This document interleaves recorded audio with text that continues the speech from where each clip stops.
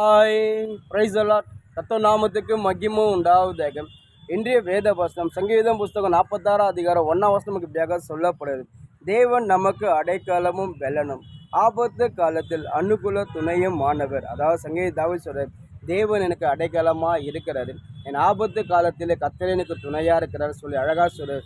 சங்கீத தாவீதுடைய வாழ்க்கையில் பார்த்து அவருக்கு விரோதமாக அநேக சத்துருகள் எழும்புனாங்க. அவருக்கு விரோதமாக அநேக மனிதர் எழும்பி சங்கீத தாவீது எப்படின்னா அழிக்கணும்னு சொல்லி பயங்கரமாக திட்டம் போட்டாங்க. சங்கீத தாவீது விரோதமாக என்னெல்லாம் செஞ்சாங்க, ஆனால் யாராலும் ஒன்றுமே செய்ய முடியல. ஏன்னா கர்த்தர் அவருக்கு அடைக்கலமாக இருந்தார். அதாவது சத்துரு மூலியமாக, அதாவது பிசாசு கூட எழும்பி அவருக்கு விரோதமாக கிரியை செஞ்சுதான். சங்கீத தாவீது விரோதமாக எழும்பி சங்கீத தாவீது எப்படின்னா அழிக்கணும்னு சொல்லி சில மனுஷன் மூலியமாக எழும்பி வேலை செஞ்சால், அது டேரெக்டாக வேலை செஞ்சான். ஆனால் பிசாசில் ஒன்றுமே செய்ய முடியல, யாராலுமே எதுவுமே செய்ய முடியல.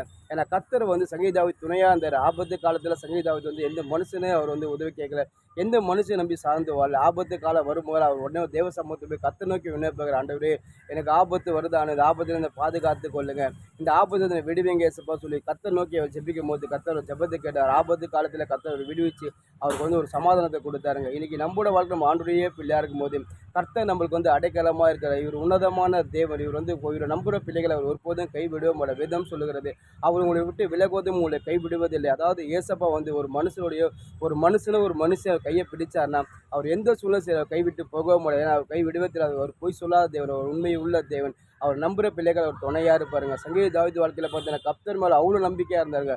அவ்வளோ வைராக்கியமாக அந்த நம்பிக்கை, அந்த வைராக்கியத்தை பார்த்தா சங்கீத தாவீது கர்த்தர் எந்த இடத்துல விட்டு கொடுக்கல. சங்கீத தாவீது சொந்த பிள்ளையை எழும்பி சங்கீத தாவீதை கொண்டு அழிக்க நினைச்சா, அவங்க பிள்ளைகிட்ட கூட சங்கீத தாவீது பிள்ளைகளோட இயேசுவை விட்டு கொடுக்கல. ஏன்னா சங்கீத தாவீது கர்த்தர் மேல் நம்பிக்கை, அந்த நம்பிக்கை தாங்க பார்த்தீங்கன்னா அவர் எல்லா இடத்துலையும் சரி பாதுகாக்கப்பட்டார்.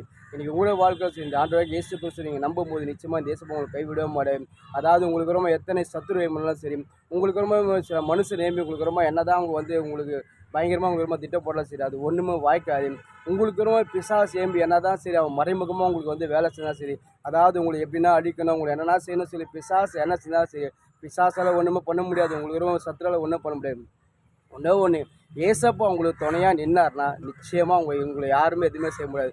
இந்த கர்த்தர் ஒருபோதும் கைவிட எந்த ஆபத்து காலத்தில் சரி ஏசப்பா உங்களுக்கு கைவிடவே மாட்டார். எத்தனை சேனைகள் வந்தாலும் சரி கர்த்தர் உங்களுக்கு முன்னாடி அவரே உங்களுக்காக யுத்தம் செஞ்சு உங்களுக்கு ஜெயத்தை கொடுப்பார். ஒன்று நீங்கள் இந்த தேவனை நீங்கள் அடைக்கலமாக நம்பும் போது ஆபத்து காலத்தில் நீங்கள் இந்த மனுஷன் நீங்கள் சார்ந்து வாழாமல், ஆபத்து வரும்போது இந்த மனுஷனை போனால் உதவி கிடைக்கும், அந்த மனுஷனை போனால் உதவி கிடைக்கும் சொல்லி எந்த மனுஷனையும் நம்பாமல் நீங்கள் உங்களுக்கு ஆபத்து வரும்போது நேராக போய் தேவ சமூகத்தில் உட்காந்து நீங்கள் கர்த்தர் நோக்கி ஜெபிக்கும் போது கர்த்தர் நிச்சயமாக அவங்க ஜெபத்தை கேட்டு அதுக்கேற்ற போய் கர்த்தர் உங்களுக்கு அந்த ஆபத்தில் உங்களை விடுவிப்பார். அநேக பேர் பார்த்தீங்கன்னா அவங்க ஆபத்து வரும்போதெல்லாம் ஒன்றுமே பண்ணல, தேவ சமூகத்தில் போய் கர்த்தர் நோக்கி பாடுறாங்க. பாடும்போது அவங்க சத்துருகள் இல்லாமல் போயிடறாங்க. ஏன்னா தேவன் பயங்கரமான தேவன், சர்வ வல்லம் உள்ள தேவனுங்க. ஒன்று வேதம் சொல்லுகிறது, நீங்கள் சும்மா இருங்க கர்த்தர் உங்களுக்காக யுத்தம் செய்வார். நீங்கள் சும்மா இருந்தீங்கன்னா கர்த்தர் உங்களுக்காக யுத்தம் செய்வார். நீங்கள் போய் யுத்தம் செஞ்சீங்கன்னாக்க, அதாவது கர்த்தர் ஆலோசனை இல்லாமல் நீங்களாக போய் நீங்கள் யுத்தம் செஞ்சீங்கன்னா நீங்கள் தோற்று தான் போவீங்க. கர்த்தர் இல்லாமல் உங்களால் ஒன்றுமே செய்ய முடியாது. ஏசப்பா நம்பி நீங்கள் உங்கள் ஆபத்து காலத்தில் உட்காருங்க, கர்த்தர் உங்களுக்கு துணையாக இருப்பார். ஆமென்.